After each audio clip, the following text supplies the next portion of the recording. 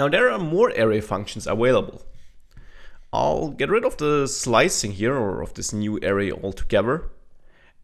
And let me just print out the array as we get it now. So old 1, 2, 3, 4. And now let's say I only want to log out values which are greater than 2. Now, of course, I could create a for loop and loop through all these values and then filter out the ones I want to print. But I can also use the filter method on the array. This method also takes an anonymous function like the for each method did. And I also pass an argument here, which I will name value.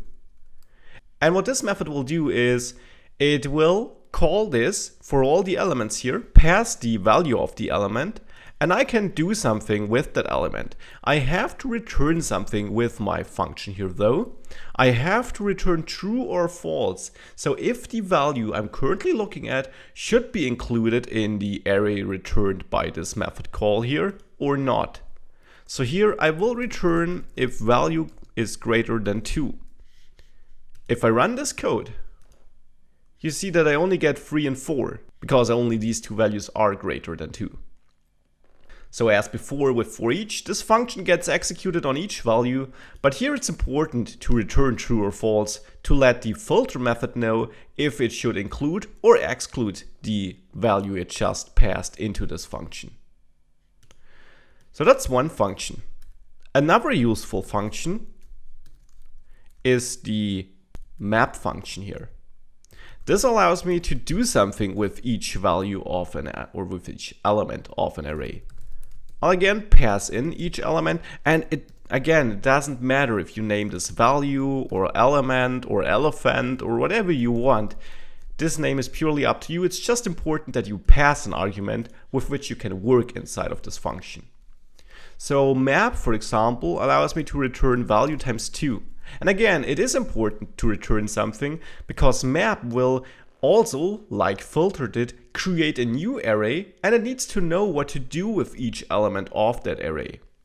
So here I'm basically saying with that new array you create, double each value. Therefore, if I run this code, you see 2, 4, 6, and 8, and at the beginning we have not a number because I have new here. And as you learned in the operators module, you can't multiply a string. That will result in not a number. Keep in mind that with map as well as with filter, we're creating a new array here. I'm not assigning it to a variable, I'm directly printing it out, but it's not changing the original array. As you can see, if I print this array right after running map here. If I run this again, you see the old array is untouched. Only this printed out new array was changed. That is important to keep in mind. Now I got some more interesting methods up my sleeve. I also got the reverse method. Now that's a simple one. It doesn't take an argument, but you might be able to guess what it does if I hit run here.